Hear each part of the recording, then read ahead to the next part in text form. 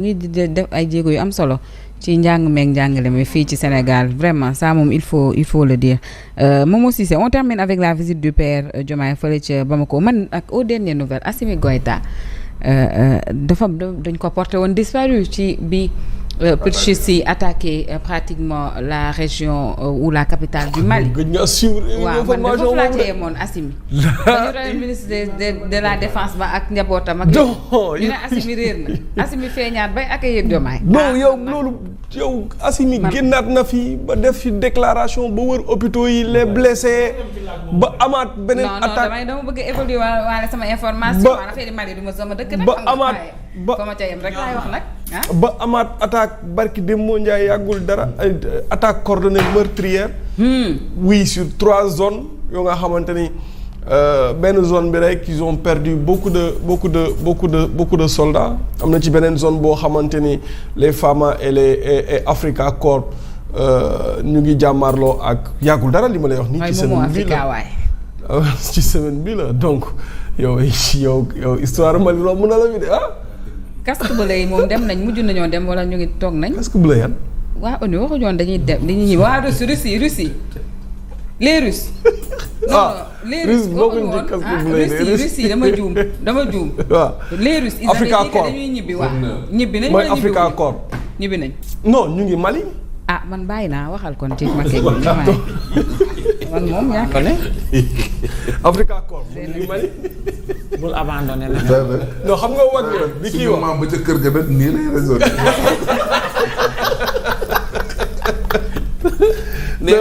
neel ñoom laay laajal. parce que man moom attaque bi non waaw c'est vrai. Russie dañu waxoon dañuy ñibbi. waaw mais comme ñu ngi ci dëkk ba tey Africa Corps. non en fait tu n'avais pas compris zone boobu noonu Africa Corps.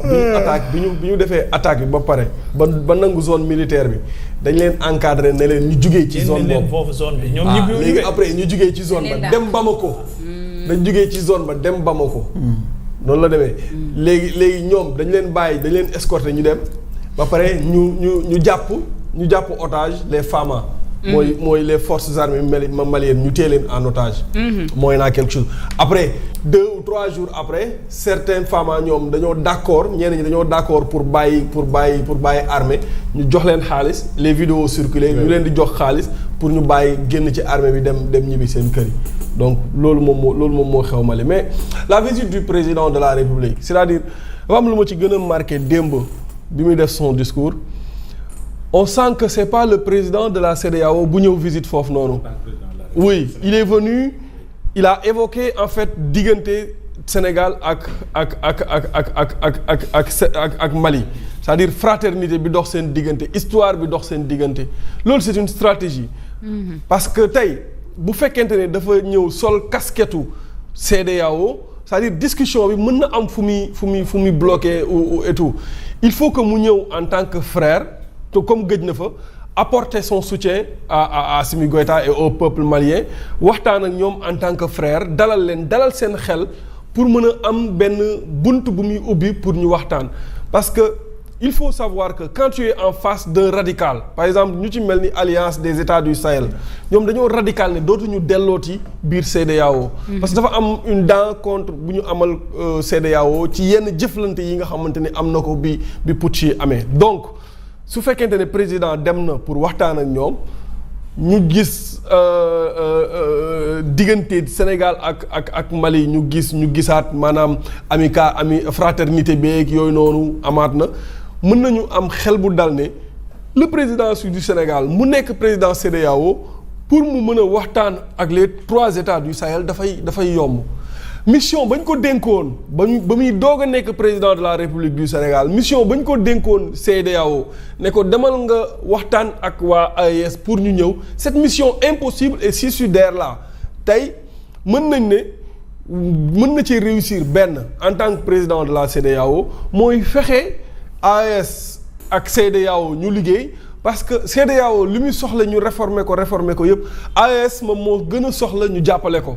parce que AES dañoo bàyyi seen nitu démb yi dem retourner wu ci ñi nga xamante ne moom mooy la Russie bi nga wax léegi alors ñoom comprendre nañ ni depuis ñuy jëflante ak Russie ba tey c'est-à-dire non seulement seen insécurité bi dafay gën a yokku mais maanaam ñu ngi dépenser beaucoup de millions wala beaucoup de milliards pour fay waa Africa Corp donc te pourtant mun nañoo jëflante ak CEDEAO ak MINUSMA ak seeni partenaires les occidentaux mën nañu xool nan la ñuy dimbalee Mali ba ñu maîtriser li nga xamante ni moom mooy le renseignement wala maîtriser la guerre de dans le Sahel donc moi je trouve que c'est une bonne chose déjà et je crois que demam bi fii dina permettre bu fa jugee pour man war na dem Burkina Faso bu fa jugee tamit pour man war na dem Niger nag su fa demee ça fait 3 ans ñu ngi jàpp ki nga xamante ni moom mooy l'ancien président Mohamed Bazoum ba léegi ñu ngi ko denc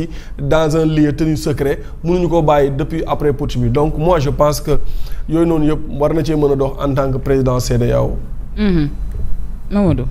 Oui jàpp naa ne je partage l'avis de Momo parce que le président dafa changer approche en réalité parce que aussi.